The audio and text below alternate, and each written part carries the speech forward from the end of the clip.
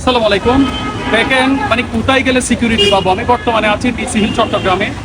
দেশের দোষ দিব নাকি এই ডিসি হিলের দোষ দিব? এখানে বাইকে হেলমেট রেখেছি, মাত্র 30 মিনিট হয় না, আমার হেলমেটটা এখান থেকে উধাও, চুরি হয়ে গেছে।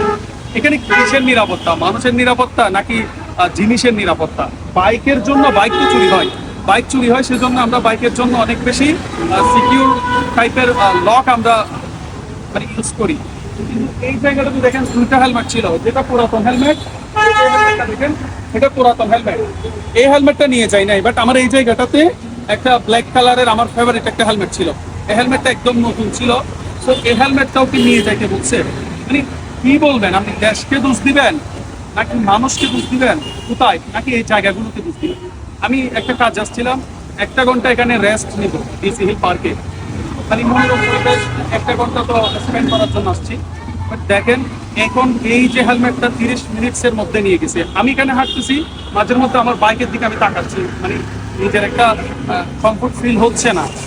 কিন্তু দেখেন বাইক নিয়ে যায় নাই, আল্লাহর কাছে শুকরিয়া, বাট হেলমেটটা চুরি করে ফেলছে। মানে কোন দেশে আছে? মাঝে মধ্যে ইচ্ছে হয় না মানে দেশটা ছেড়েই চলে যাওয়া উচিত ছিল। যে বাইকটা নিয়েছেন, হ্যাঁ আমাকে আসলে অনেকেই দেখে অনলাইনে, আপনার প্রতি অনুরোধ থাকবে ওই হেলমেটটা একটু ভালো মতো ইউজ করবেন। আপনি কয় বছর যে না খেয়ে আছেন আল্লাহ জানেন। হেলমেটের দাম 3,000 টাকা, তো ওই 3,000 টাকা আপনি বিক্রি করলে তো 3,000 টাকা বিক্রি করতে পারবেন না, হয়তো 1,500 2,000 বিক্রি করবেন।